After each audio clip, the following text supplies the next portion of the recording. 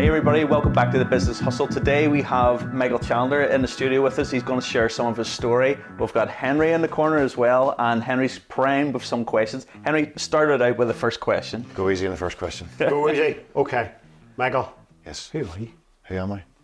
I am a world famous, I wish, estate agent. I'm an estate agent looking after property sales, property rentals, mortgages, property management in Belfast, all over County Down and Hollywood and North Down.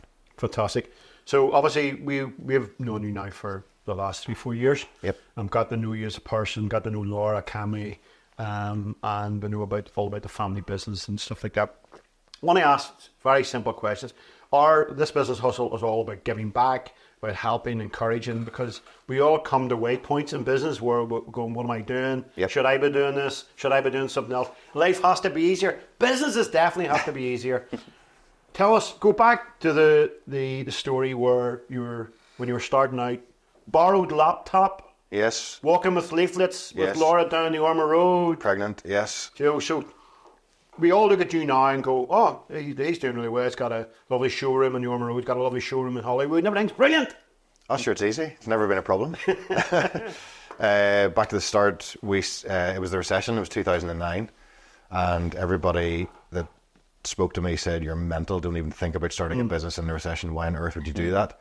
But there was no choice. There was nothing else to do. There was obviously no jobs. There was no prospect of getting a job with anybody because everybody was cutting corners and cutting costs. So Laura had a good, she has a banking background and very good in IT and all that sort of stuff. And I just decided that we would start an estate agency.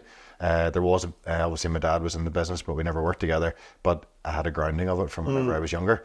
Haven't done a million other jobs in the interim, so that's what I decided to do, and we went for it. And we literally had to borrow a laptop from somebody. I think we paid $9.99, I think it was, for the first website that you make yourself in the house. You literally make something a colour and you do whatever. So, and we Did you make it? Well, Laura did. I would love to say that I did. Laura did, and yeah, I'd love to see it now. Actually, it would actually be quite funny. But look, we. Crazy stuff, like Laura pregnant, we're walking the streets in the snow with a pram, putting leaflets through doors. A guy I know runs a show in the King's Hall, and he said, look, if you sell my house for free, I'll give you a 1 metre by 2 metre stand. Wow. So we said yes, and we took that, and I think we got 4 or 5 leads off the back of that. And one bit of business just started to lead to another bit of business, and it was just hard work. And I know you hear the cliche of 24/7 and doing whatever it takes, but it literally was, and it brings back a lot of, maybe fast forward to this later on, but day one thinking is a massive part of our business today. Yeah. And that was literally day one thinking without knowing about it. I'll come back to that later on, but it was just doing whatever it took. It really was. Sure. And treating people like royalty. And while that seems very simple, because the recession was there and everybody else was burying their heads, I was like a spring chicken and getting stuff done, and the reputation started to build. And there were some crazy phone calls coming. I'll never forget it. One of the biggest builders there was phoned me out of the blue and said, can you come and see me? And of course I had a panic attack because I wasn't fit for it, but we got it and we won that business, and the thing just spiraled from there. So it was brilliant, absolutely brilliant. Fantastic. Yeah. So obviously you mentioned Laura, your wife.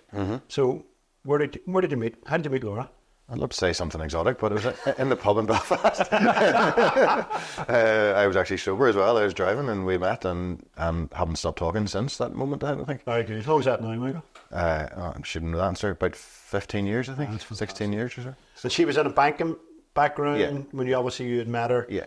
Obviously moving into the estate agent. Was your dad involved with BH McCleary or something, if I remember right? No, McQuitty Ross. McQuitty Ross. Yes, that's McQuitty Ross, right. McQuitty Co. Yeah. So we never worked together, never had anything to do with each other on that side of things. But obviously you just have a grounding from listening to it, and even the likes of my kids now from listening to me in the car, all those times, they just seem to pick business stuff up naturally, so it just seems to very good help. I know Cammy's involved in the business at the minute. Yeah. Well, but again, we can jump that out. Chris, we have a question. Yeah, just like even hearing about starting from scratch, I actually assumed that you had went through some sort of like training or some sort of like background, but it was literally from listening to your parent and I've done a lot of different jobs in the interim period up to that time. I'd done 100 different jobs of different sales roles, and I guess you could say, again, cliche it may sound, but taking the best bits out of all of those and all the stuff that I learned from the deals that I'd made and how to speak to people and how to carry on and just I knew what worked. Obviously, I bought and sold a couple of things I rented and I knew what I didn't like in that scenario as well. So it's just in you, I think, or it's in you or it's not in you, I think. So well, I've had a couple of home sales over the years and I've had a couple of crazy estate agents and some really straight-laced ones as well. Yeah. And what I always found was there was a classic person that I'd done a bit of work with, and she came and she basically told me every single thing that I wanted to hear. And the whole way through it, I was thinking, this person's just telling me every single thing that I want to hear. And instantly, it's like when people buy people. So like you saying that you treat people like royalty whenever you first met them, and I'm assuming you still do that now. Yeah. And whenever I'd met this girl, I remember actually thinking, she's like telling me what I want to hear so she can just get a sale, and I'm just a number. And it was a small home as well at the time because it was just starting out, so I didn't feel that it was being treated like royalty. when you say royalty, there's an element of excellent customer service and royalty, but I think people appreciate being spoken to and telling the truth, just being straight talking and not. If I tell you what you want to hear, but it's obvious it's not correct, and I'm just trying to butter you up, that's a nonsense. People see through that. Yeah, you have a radar for it. It's Yeah. straight talking is what works. When I say straight talking, just to the point, and but explain it in the way that you're trying to help them. You know, you're trying to do the right thing by them, and there's no point in me coming in and buttering you up and talking a load of rubbish and telling you how wonderful your house is, etc. If it's not, because it's not going to sell, and that's going to come up in the long run, which makes me look stupid then. So there's an element of trying to treat people right, speak properly, but also be straight. Yeah. Just tell the truth, really. So Very good. Fun enough, I think I had the same estate agent. So we were laughing about it, actually. We'll not name names. But No. I actually like it was a lady. It was amazing because I remember when she came out, we lived not too far from one another, and the same lady came out, and she came out to me on the Monday. And that's the only reason why, because even to this day I find it really funny. She was really struggling. She'd been on, it was a gold slugger. No. And she was dying. Yeah. Absolutely dying. Then she said to me that, what was your weekend like? I was at church yesterday. No. So she moved from a party animal to a church court within the same sentence. Impressive. So unbelievable. Impressive. Michael, looking back, when you think of, obviously you're down the line now, number 12 years new, is it? Yeah. 12 years of business. Yeah. Starting out and all the great stories. We always love to hear a backstory. What was the big failures you maybe made in the early days that it's actually held you in good stead? Because a lot of people obviously have failures and they don't view them as setbacks. They actually get damaged by them. What errors have you made or failures that made in the early days that actually set you up for who you are today? None. I'm perfect. I don't know where to even start. You learn and you grow by making mistakes. I would say probably didn't have much of a clue what I was doing at the very start, so didn't know whether I was making mistakes or doing it right, but it was working. And I found it amazing how the business progressed against what you would call the big boys, or the guys who've been around for years. So I think at the start, I wouldn't think I made too many mistakes that I'm aware of. That at the start, the mistakes didn't really start coming until, I suppose, more success started coming. I started pushing on, and trying, maybe getting too big too quick, or thinking it was bigger than it was. And obviously having not had that sort of business before, whenever it did start to get larger with more staff, say, you're going to make mistakes because you're not, you're not aware of things that you should do or set up or systems or how to treat them or all that sort of stuff. So I'd say the relevant mistakes didn't start coming until we started to really grow and got too big, and there was plenty of them at that point. And we started branching out into mortgages, which was a great success, obviously, and then into insurance, but like almost a separate entity. And that was the first big catastrophe, if you know what I mean. And it was something that hadn't been done before. It was a new look thing that wasn't on the high street. And I thought, oof, we'll find the one thing that everybody's forgotten about. I was convinced that was it. I was going to be a billionaire. But you found out the reason why? I found out the reason why. So that was the first big one that didn't work, in the early stages of growth, really. How important is that? Because I don't want to throw your mom Branson under the bus, but someone had actually, he reportedly said that just say yes and then work it out. Now, I know a lot of cases that is true, but like the stuff that you're talking about, there's certain things that we have found out in the last couple of years personally that stick to what you know, get the foundation grounded, and then if the opportunity comes, it's out of a place of strength, not out of, and people, as you said, grew too quick. Yes. Obviously that was a bit of a dunk for you because you thought there was a gap in the market, but there was no market in the gap. Yeah. It depends how successful you are, and what I mean by that is if you've got money to throw away and try these things like Richard Branson does, I guess, well, it's definitely worth it. Do I regret doing what I did? Because it sort of flowed off the mortgages. Yeah. The mortgages was like a natural thing. Yeah, but the mortgages was and is a great success. That wasn't. It doesn't mean we don't do it. We just don't like do it separately. But I do think you should push, and I do think you should try these things because that's what life's about, and that's how you learn more lessons, and that's how you whatever. But you could look back in a negative way, and you could say, like, well, if I hadn't done all those things, and I just stuck to what we do best, which is property sales and lettings, really, and mortgages, would I be better off? Yes, I wouldn't have spent so much money, I suppose. Yeah. But I wouldn't be as wise as I am. You wouldn't be as wise. Yeah. So we've hit some of those milestones along our kind of.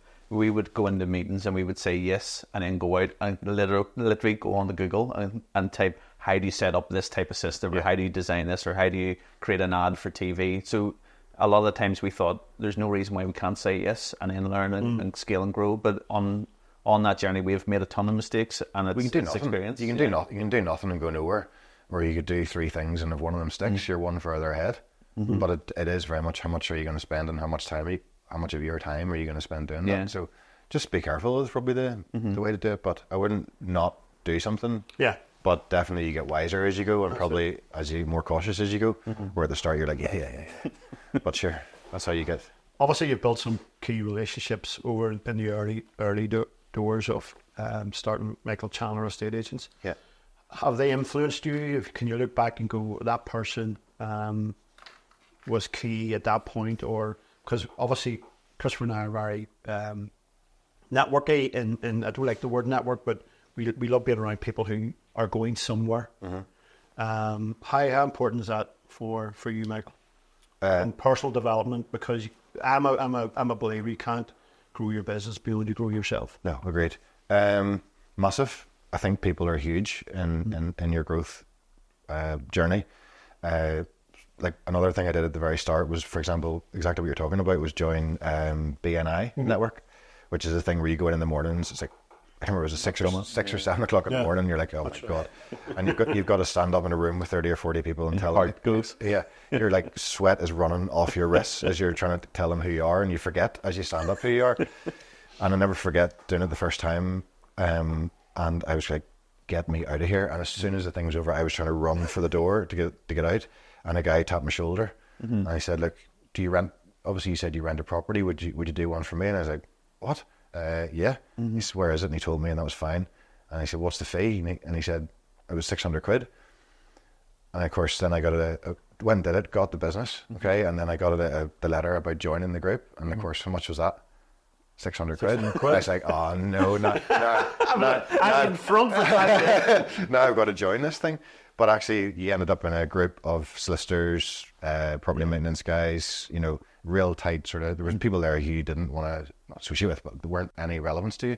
But you got your sort of power group. Yeah. And that was massive for me. And then it's gone on. And then the other thing is, I always find whenever you're pushing yourself out there and you're trying to do your best and you're trying to learn, people who are above you will naturally help you. Yeah. And it's just seems to be part of it. I'm not sure, but certainly whenever I was doing it, I found that people who were already a success, for no reason whatsoever, just help me and give me advice or give me this or give me that. I don't know if it's just the same now with people the way life has gone. I think that's changed a wee tiny bit. But people like you guys, and there is a certain element of people who always want to grow and they're happy to help. And I don't know, I just find it, I love being able to do that now. Yeah. And always try and do that, even if it's with, like, you're saying about business growth, but life, you learn about life and everything as you get older. And then I love to try and put that on other people, and like most of them think you're mental, but if one person sticks with one thing, you've helped them, and it's good. So it's something always stuck in my head. There was people, I remember like guy taking me for dinner, there's another estate agent, and I drove away going, why is he doing that? He must want something. Aye. But there's an agenda. Yeah, there's an agenda, but he was just being good guy. Yeah, that's it. Well, it leaves a memory, and I think you attract people like that then to you. So if you're a giving person, you tend to find other people that are giving and maybe, generous. maybe. And that's kind of like the culture you build in your business. So like you had an example where it was a very small team and you were starting out. I love stories like this where people start out as a small business and then they scale and they grow. And one of the parts of scaling and growing is the people, and it's adding more team members and trusting people to be the same person as what you are whenever you're dealing with people. So how do you manage that in the early days of finding people and making sure you can replicate what you were? I actually, it usually was people that I knew previously. There's a guy, Sean, helped me start the business. Now we it didn't progress because we didn't have enough money to help him, to pay him basically. But I was always being indebted to him because he helped me walk the streets and whatever. But he's having a fantastic life now and on a different path altogether. The first member of staff came in that actually gone to school with, so I knew him. I knew what he was like, and he'd worked in the business in Scotland, so he knew exactly what he was doing. And we, again, a bit of generosity. Laura and I were in a bar one night again. We seem to be in the bar quite a lot. High stress. We were in the bar one night and we met these lovely people and we told them what we were doing and what our story was. And he said, look, we were working in the dining room at the time. And he said, look, I've got an office on the Woodstock Road. It's nothing fancy. It's small, whatever. There's a desk at the front and one desk behind. He says, you're more than welcome to come in and use it. Yes. And we did. And we ended up taking the whole entire office for a period of time. And so that generosity like that was just incredible, and it wasn't expensive. And I remember thinking this was the best thing ever. Then as life goes on, for example, I remember this one case, it was against, I'm not saying their name, but one of the biggest estate agents in Belfast. And I think it was a 300 or 400,000 pound house. And we got on great with him in the house.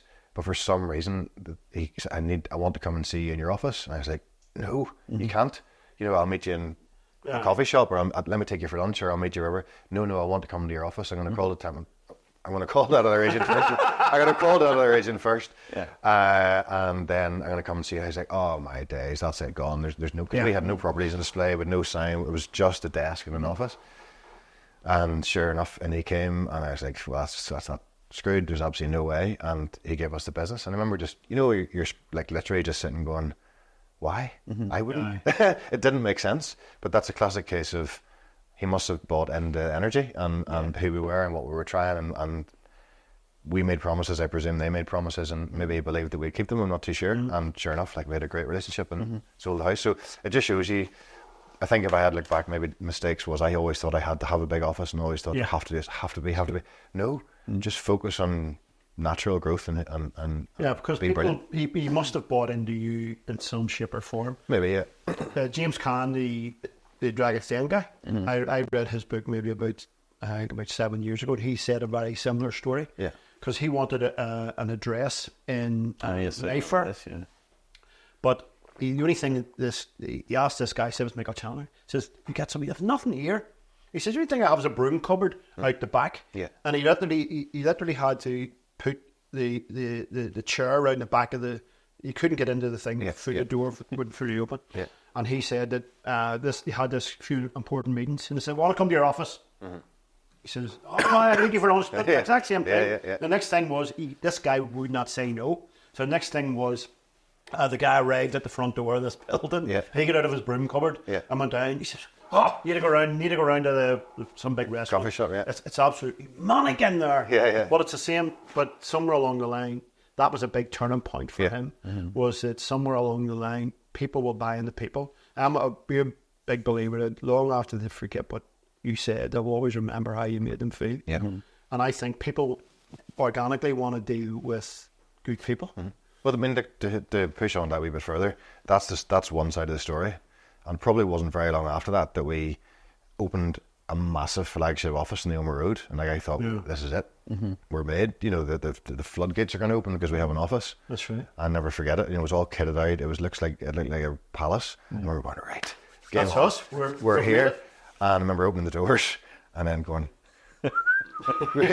absolutely didn't, no change whatsoever. So it just shows you, no matter what you're doing, whether it's yourself or in a business, your people is what is important. And the funny thing is now we're almost back to a smaller office now, and it's so much better. And I just think, well, for me anyway, it had everything that you thought, the bigger the better, and that was going to make you look better, and you're going to be, that's the road to success. It's not, it's how you behave, and it's That's right. how the people you have behave and treat people is what the most important thing is, and that's what people buy into. Funny, my wife, 2 people in her business this week have left the company because they've been bought over by a bigger, it's a finance business, and they've been bought over, and because they loved working for a small family business, they went, I've already done that before, I've worked for a big company, and it's faceless, and you treat it like a number rather than a person. And I find that actually that even if you can't compete with those big companies, that you can't maybe even pay the wages of those big companies, you have family values or small business values that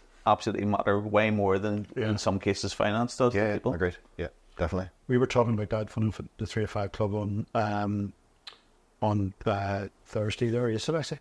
It was all about values, and how important. And I think a lot of the times we forget that is so important to the person we potentially could be dealing with. Because I have a number of guys who would recommend us business, but they've only recommended. He says, Henry wouldn't give. Those people they're probably up here and I'm down here, and the reality is, but there's a trust level that they have put into that relationship that they know.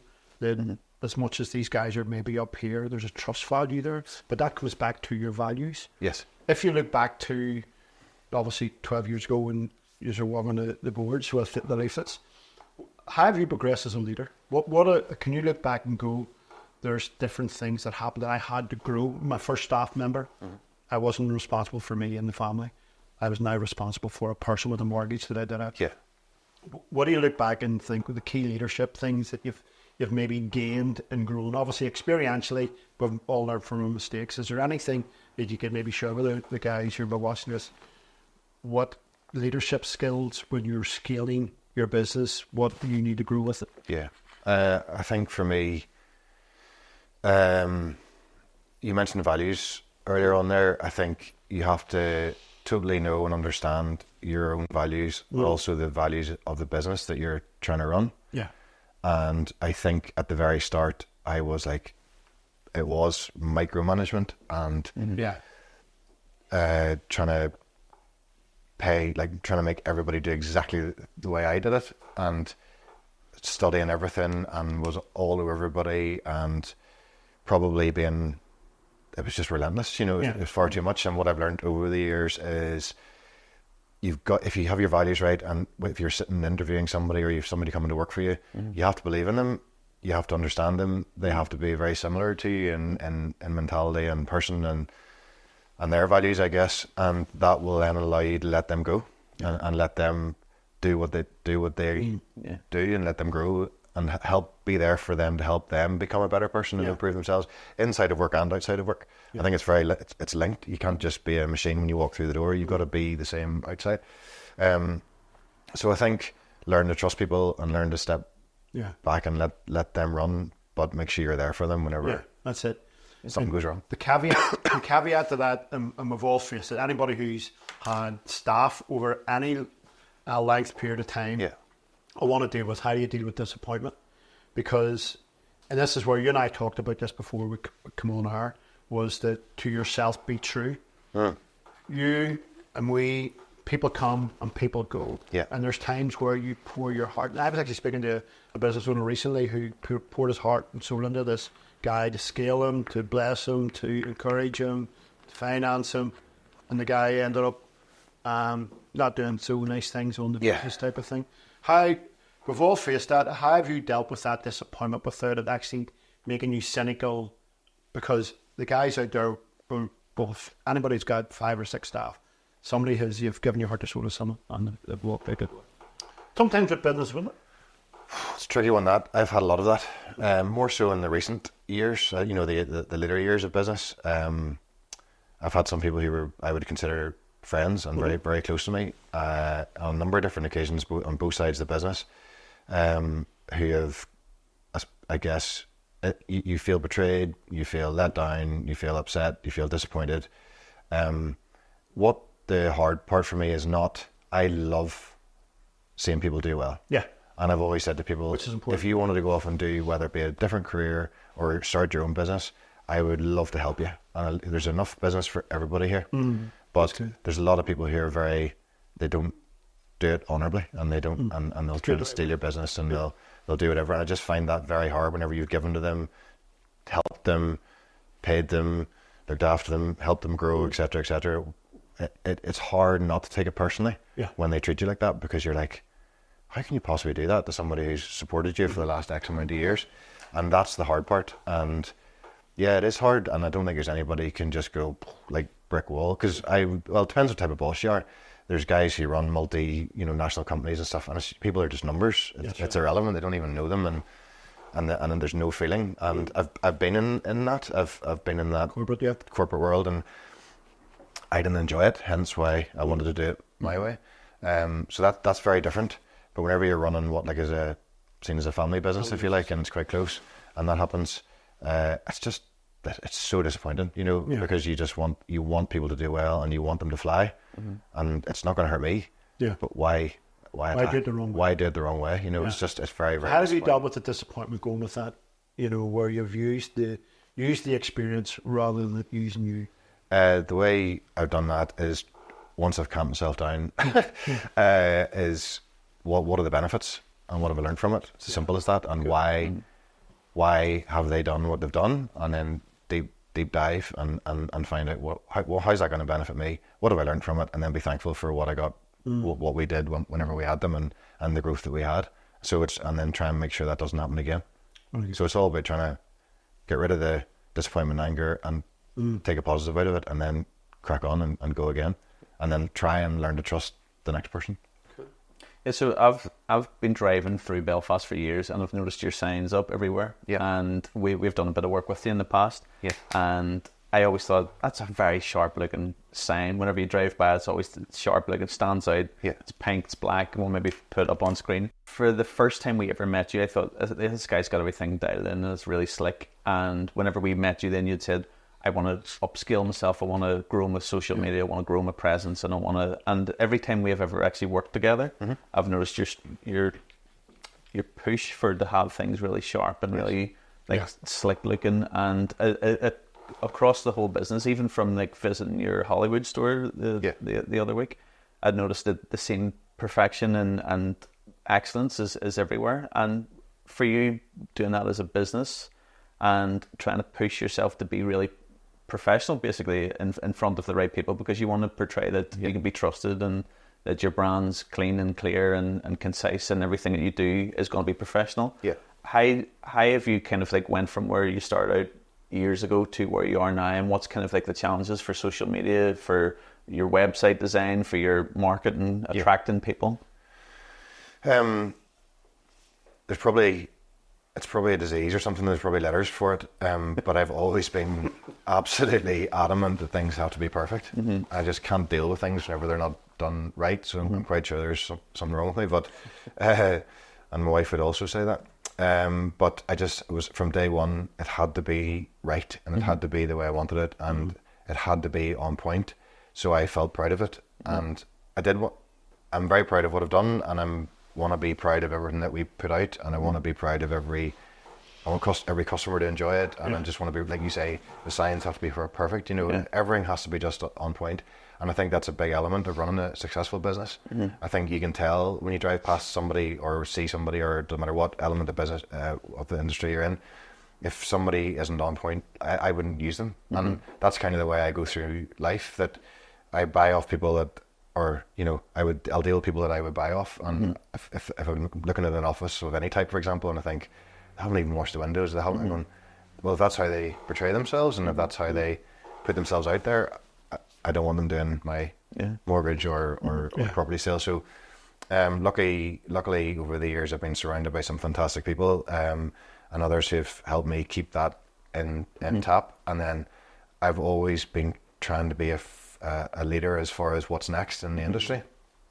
So I was always the first ones to do a type of photography, the first ones to do a type of video, the first ones to do virtual tour, the first ones to do floor plans.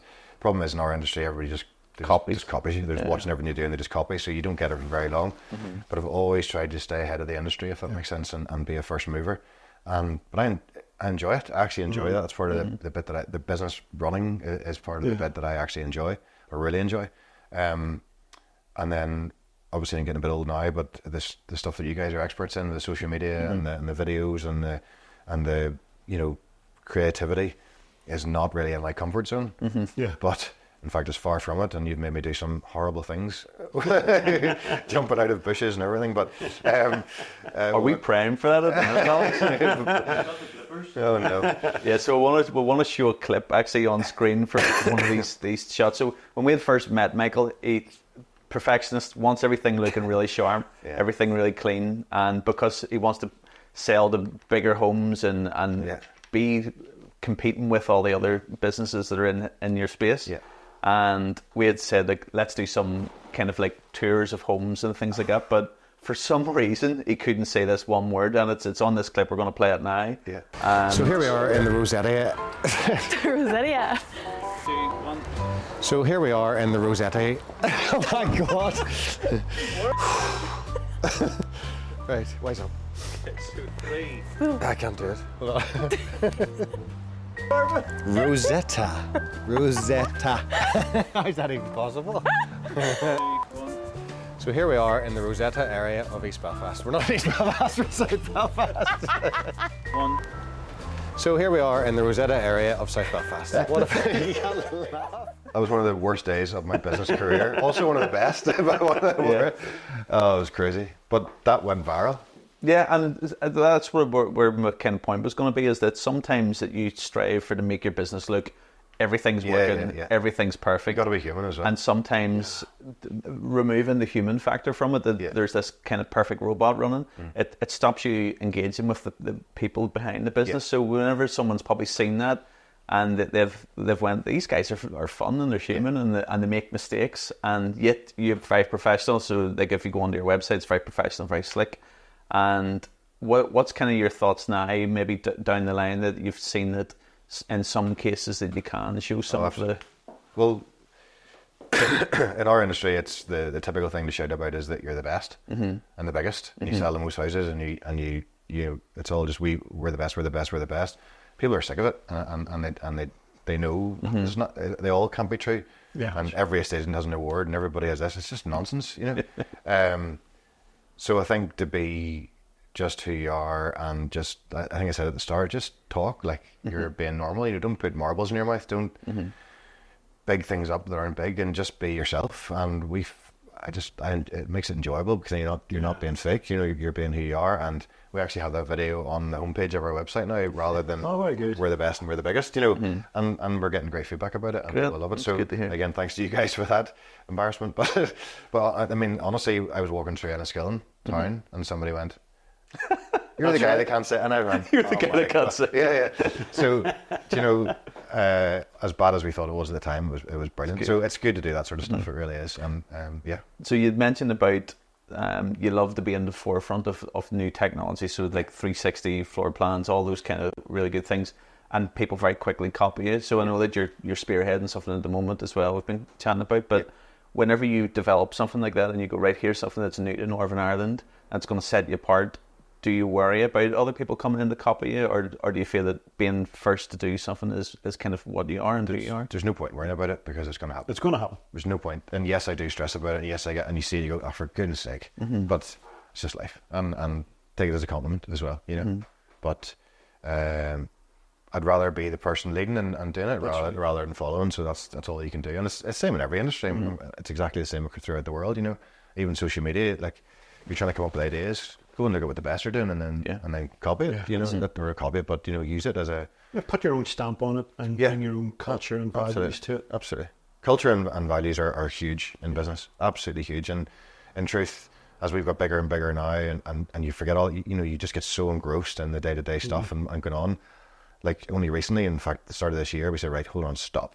What is our culture? What is our value? And we talk about it as a team, and it's amazing how it brings people back together again. And you just see the customer service going up, and you just see income and stuff coming up naturally. It's incredible the way it works. It really is. Yeah, we actually got it was Aoife, who we actually got recommended. She got recommended to us, and I actually seen the text message. She said, "Look, this lady worked for herself. If I was looking for a job, said, like, if I ever wanted to go and work, that would be the place I would want to go and work in. Yeah. And as much as now, obviously, that was from a social media perspective. You have to back that up culturally. Yeah.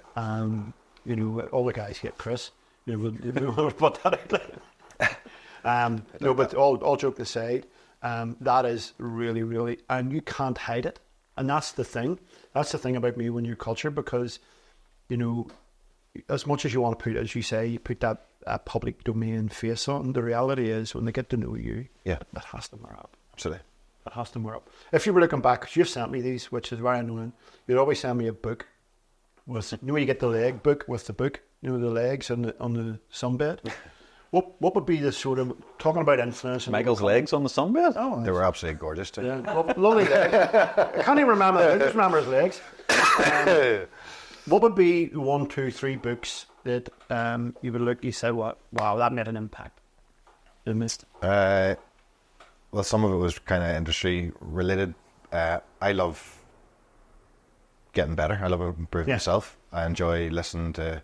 I don't mind reading a book if I get one thing out of it. That's right. And I believe that the more you grow yourself, everything just comes naturally, if that makes sense. So, there's loads. One of the best ones, I think, for anybody to read, no matter what you're doing, whether it be starting out in business, working for somebody, or it's irrelevant, is how to win friends and influence people. Yeah, that's right. And it's not about winning friends; it's about how to think and talk and communicate. And I just thought it was absolutely mind blowing. We've had some really rough rides over the years. Our industry is it's up and down like a yo-yo, and I remember taking myself off and just reading a book. It's called The Real Estate Millionaire or something like that. I remember just going through it, and just by going into it and taking it as American, so it wasn't even very relevant, but just by engrossing myself into positivity and learning small tidbits, and that just came back. And I was like, right, let's go and work. So things like that. Royston Guest has a book called Rise, which is, again, from start to finish, it's really, really good. And I enjoy reading that. Lots of really good points in it, golden nuggets. And your Diary of a CEO, Stephen Bartlett, he's brought a book out there. Yeah. And That's one I think that might have been eggs. the one with the next Absolutely legs.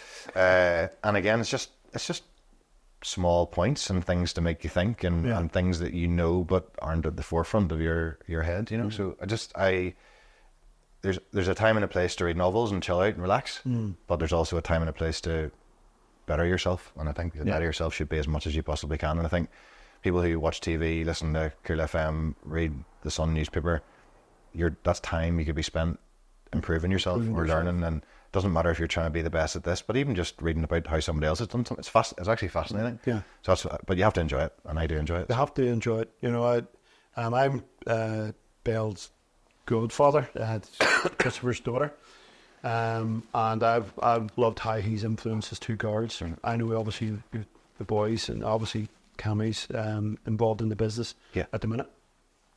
You're handing that role model down to them, because I know you're actually terrorising these children, putting them into cold baths every morning. Yeah. So obviously you're handing something to them. I know I'm joking about that because it petrifies Christopher and I both. Out in the rain's bad enough, never going to do that. Obviously you're implanting stuff into your, because family and business, people think, you know, there has to be that balance, which there is no such thing as such. How do you spend time with your boys without terrorising them and stuff like that, putting them into the bath? What's your morning routine like? Morning routine is have the boys downstairs at about 6:15, 6:30, and I make them do a special breathing technique, and then the 3 of us get into a large ice bath that's about 2 or 3 degrees, and we sit there for 3 or 4 minutes, and sometimes there's tears, usually mine, and we have the crack, and then we get out and we do a whole load of exercise like press-ups and crazy star jumps and all this sort of stuff. Brilliant. And the crack is brilliant, and they love it. And well, not sure if they love it's the right word, but they enjoy it. And there's a banter and there's a crack, and it's like you've started the day off with your boys doing something that nobody wants to do. Yeah. And then I'd make them bacon and eggs and breakfast, and then we're going to get ready and then take them to school. And so I've had a crack with them. We've pushed ourselves. We've done something we don't want to do. We've had good food, and I've spent time with them before the day starts. So for me, it's pretty cool. And don't get me wrong, I've questioned them a load of times. You boys, are you sure? And they are. I think they appreciate pushing themselves out of their comfort zone. You're teaching them a discipline. I'm teaching them discipline. Yeah, and it's good fun as well. And there's a closeness there, you know. And there's days where one of them's crying, or it's me, or it's whatever, and you're having them like you're slagging each other off and shouting at each other, but you know, there's love there, and it's just great crack. And I had a saying before, you know, the world we're coming into is very different that we came into, and people are not the same, and it's going to be very, very hard. And these phones and computers and all the games, it's just changing kids completely, I think, honestly, as far as communication, and they're not outside playing with their friends, they're sitting doing this. So I have a thing that whenever I sign the piece of paper, whenever they're 18 and they move out, I want them to be warriors. I want them to be absolutely hard and tough and know how to hurt and know how to push themselves. And if I can like walk away or die or whatever it is, and I know that they can do that, well, I've done my job. Well, a job, actually. Yeah, it's really good. It's good fun. I don't sound very sincere there, but it's good fun at the same time. No, it is good crack. The one last thing, and we're going to leave it at that, Michael, is looking back to the 18-year-old stunning looking Michael Chandler. Yeah. What would you say to him looking back, or to an 18-year-old starting out, or whatever? What would you say to 18-year-old Michael? Starting out? Probably have more patience. I probably thought I was older before I was, and I left home at like 16 or 17 and went abroad and all that sort of stuff. And I guess most people went down the university route and job or whatever it was, but I always thought I'd missed out. I always had this feeling that I'd missed my opportunity. And it wasn't until I didn't start the business until I was 30 odd, and I sat with a guy, and I remember he was a very wealthy guy, very successful, and played golf or something. And he made a comment to me, and he said, "Look, you know," he says, you haven't missed the boat." He says, I didn't get success until I was 33. I think I was 31 at the time, maybe, or 30. He says, when I was your age, I had a ponytail and was doing illegal DJing for a radio station or something like that. And I remember going, I couldn't get it. I was like, seriously? And he was like, yeah. And we finished the conversations and he drove off in his Porsche. I remember sort of sitting there going, oh, hang on. Yeah. Maybe I'm all right here. Maybe I felt I'd messed about by just jumping and doing 100 million things, you know. And that was the moment of my realization that, hold on a second, we're not too late. But at the start, I wish I knew that and appreciated it, that I wasn't. Have more patience. Yeah, things take time. So, yeah, just have patience, and all the other stuff we talked about, making yourself better and growing. I didn't do any of that until later on, and I probably wish I'd known that better as well. Cool. So yeah, that's really good to hear. Actually, it's very encouraging to hear as well. That whenever I first met you, I always thought that you had started out life getting into the ice baths from 6 years of age and reading self-help books. You come across that way, so it's good to hear, even as a person watching this right now, is that there's so much more time if you switch on and you start applying yourself and you have that kind of like grit and determination. I had to do that because I was a numpty, you know. I was at a very low place at one point in time and misbehaving and just doing whatever, and it really wasn't in a good place. And it got to a point where it was going to go one or two ways. It was either start going up, or your life's going to be nothing, a mess. And thankfully, something inside kicked into gear, and we started going up, and started teaching and learning myself and improving myself, and that was what changed things. Okay. But I could have very easily went, I'm not bother, and I wouldn't like to think what I'd be doing now, because I might not even be here, probably more to the point. Yeah. So it helps to realise it's not too late. Have patience and grow yourself and improve yourself at all times.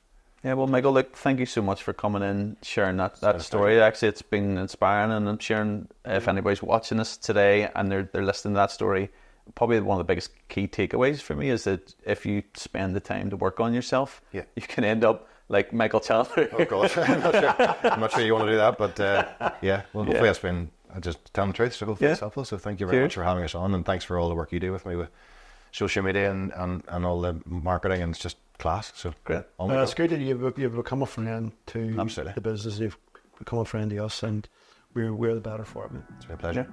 Okay, well done. Yeah, Michael.